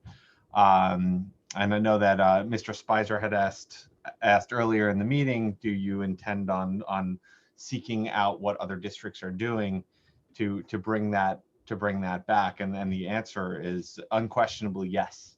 I think looking at what all of the other districts are doing that are doing things well, but taking it a step further, I think that Garrison is such a unique place that we can custom fit a real enriching experience for students. And my pledge to you is that's what I am going to do over the 50 days that I'm here. My pledge to not only you, Mr. Spicer, but the entire board and the entire community is to work with your teachers and your leadership and your students to really custom fit something that's going to be excellent for your children. And that's my charge. So I sincerely thank you for the opportunity to work with you. And I just want to add that the values, the goals that you have been embarking on as a district are goals that are speaking to my personal values. So I am excited to be in this journey with you, and will make myself of service to you in any way I can. So thank you so much. Thank you, Scott, and welcome. On behalf of our Zoom group here, our board, we're excited to have you on board. And I also want to say a thank you to Carl and Allison for thinking about this and really putting some more time and energy into how we approach remote learning and making sure that our teachers and staff have the resources that they need so that we can be successful as a district if we need to go into a fully remote environment again. I want our teachers to feel supported. I want them to have resources, have help. I know it can be a little bit lonely to switch over from coming in every day, seeing your colleagues, to being fully remote. So welcome, Scott, and we look forward to working with you. Thank you so very much.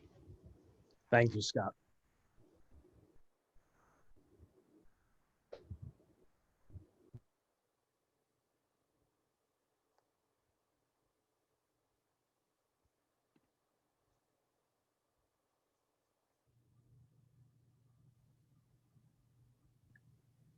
I think you lost Sarah and kept Scott.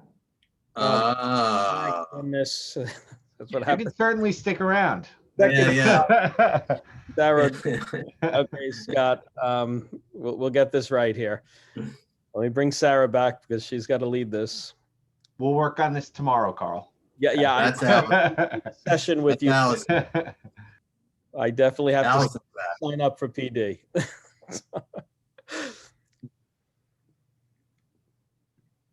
Hi, Allison. You brought Allison back. Oh, this is God, I was just laughing. okay. Now this is. Let me make sure I get this right. Sarah, you're back. Hey guys.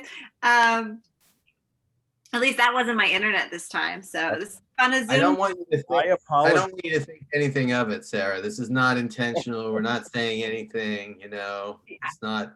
I can Password. still see the meeting. It's not like I'm missing you guys. Happened Don't after worry a about 2-hour meeting. So I really apologize, Sarah. it. No worries. No, this is part of Zooming, I guess. I'm going to continue on though. So also in terms of the consent agenda, in addition to these two appointments under consideration, I'm going to open it for questions in a minute. I did want to point out that we are also appointing the members of the safety team. This needs to include a board member, a parent, as well as administrators and staff. So that's on there if anyone had any questions about that. Okay, anyone else have questions for Carl on these positions, on anything else on the consent agenda? No questions? Okay. Carl, anything else you want to add to the consent agenda discussion? Sorry, I got a little off. No, my apologies. I threw this off. No, and I just want to also thank everyone serving on the safety committee. We appreciate it.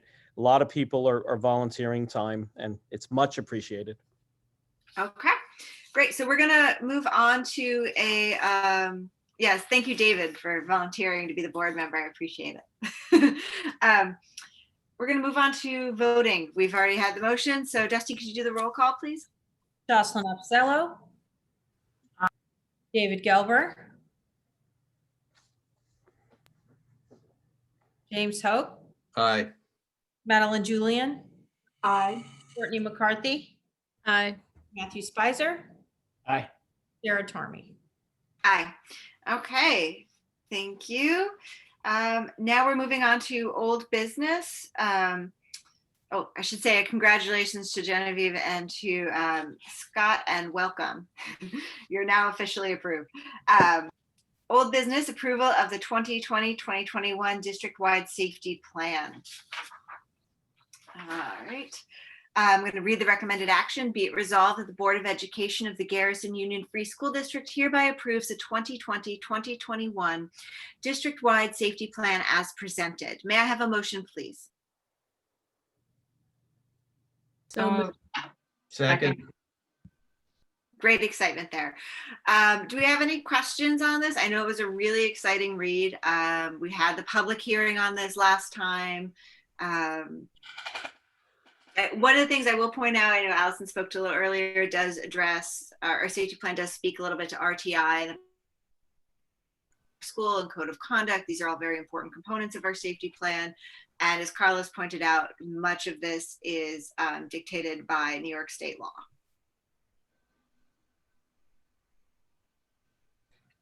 Any other questions, comments, concerns? All right, Carl, do you have anything you want to add? Oh, you summed it up perfectly. Great. Okay, we're going to move to a roll call vote, please, Dusty. Jocelyn Apsello. Aye. David Gelber. Aye. James Hoke. Aye. Madeline Julian. Aye. Courtney McCarthy. Aye. Matthew Spicer. Aye. Sarah Tormey. Aye. Thank you, Dusty. New business. We have CSE, CPSE recommendations. Be it resolved that the Board of Education of the Garrison Union Free School District approve the Committee on Special Education, CSE, and Committee on Preschool Special Education, CPSE, recommendations and student placements 17357, 17183, 17438, 17297, 17520. May I have a motion, please? So moved. So moved. Second. Second. Thank you. Okay. With these, we don't really have anything to say to protect privacy. So I'd like to move to a roll call vote to keep us moving along. Jocelyn Epicello, Aye. David Gelber, Aye. James Hoke, Aye. Courtney McCarthy, Matthew Spicer, Aye. Sarah Tormy. Aye. Thank you, Dusty. That means Is that you, Madeline? I'm so sorry. Yes. Madeline. Sorry about that. I didn't even catch that. Good catch. Okay. Now I'm going to move on to public comment. I know we have some members of the public with us tonight. I'm going to give you a few minutes. If you have a comment, I would ask that you please enter it in the chat. I will then read the comment. I will remind members of the community that while we invite you to speak openly and voice concerns in accordance with policy 3220 of the Garrison Union Free School District, any person wishing to speak shall comply with all provisions of the policy. So comments about specific school personnel or individual students is a violation of the policy. Concerns regarding students or personnel should be discussed privately with the superintendent or the appropriate administrator. I'm going to give it a moment to wait for comments or questions in the chat. Please know that you can always reach out to Carl's office, to Principal Meg, to any of the board members. Our email addresses are also listed on the website. I'm happy to hear from anyone, and I will probably redirect you to the appropriate department. But okay, I'm not seeing anything in the chat. So I'm going to go ahead just for sake of time and move on. Board member comment. So last time I started at the top, I believe. I made a note of that. So I'm going to start at the bottom. I know we sometimes start in the middle too. I'm trying to keep track. I'll start with myself. You've heard a lot from me tonight. I will just add that I really appreciated Madeline's idea about mental health in the school. And I would be happy to reach out to the Phillipstown Hub and help coordinate, perhaps bringing them in for a presentation to see how we can further work together. I know Mrs. DiDiego has also initiated some conversations there. And perhaps this is an area with board support that we can build on and further foster community in this area. That's all I have for board comment. I'm going to go to Matt next. At the risk of being trite, I think building on that point about community and in conjunction with some of the great conversation earlier with the task force, I think we've had a pretty and are having a pretty exhausting and anxiety-inducing week, and have been having a year and a half decade and a decade as a country, as a community. So I just think if all of us in the district and in the community can think in these coming weeks and months about ways to find common ground and build community in the wake of whatever happens over the next 24, 48 hours in the election, it's going to be a very divided election outcome.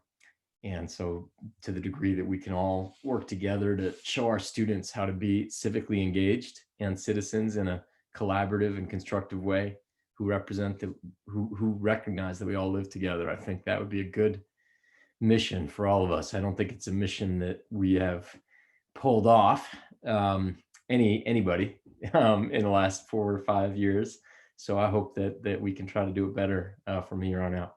Not just in Garrison, everywhere, but here in Garrison is a place that we can all work at it. So hope that's not too trite, but on my mind. Thanks.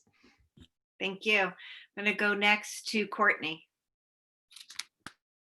I wish I could say everything that Matt just said. Yeah, big snaps. That's about all I got for tonight. Thank you, Courtney. I'm going to go next to Madeline. No comment. Thank you, Madeline. I'm going to go next to James. I don't have much other than, I just wanted to thank Carl for Allison's come on, and Carl's really been doing 2 positions, and for a while now really holding the entire organization together. And I think, lots to commend his work and his dedication to the district that he barely knew. So I think it was a big ask to be, that dual role of superintendent and principal in a community that you didn't have any prior experience. And I think that you've really done an excellent job bringing people on, making them feel welcome and part of a community is integral to the success. So, and everything Matt said, trite as it was, it was true. Thank you, James. I'm going to go to David next. Yeah, I've talked too much tonight, but I just want to say I really love what Matt had to say, and I wonder another conversation I had with my 15-year-old, Haldane, and this community is divided. I mean, there are real divisions here, and there are groups that don't talk to each other. To the extent that the school can facilitate conversations, not about, God knows, not about Trump and Biden, but about shared values, getting kids together to talk about things that they actually do have in common would be a nice initiative at a time like this. Thank you, David. Jocelyn? I had just wanted to also say thank you to Carl for serving as the interim principal for such a long and very complicated few weeks, and welcome to Allison. Okay, guys, thank you very much. We are now going to, unless anyone has any further comment, see anybody? Okay, we're going to move on to executive session. I'm going to read the recommended action. Be it resolved that the Board of Education of the Garrison Union Free School District hereby enters into executive session for the purpose of receiving legal counsel. May I have a motion, please? So moved. Seconded. Whatever. Thank you. Dusty, would you do a roll call vote for me?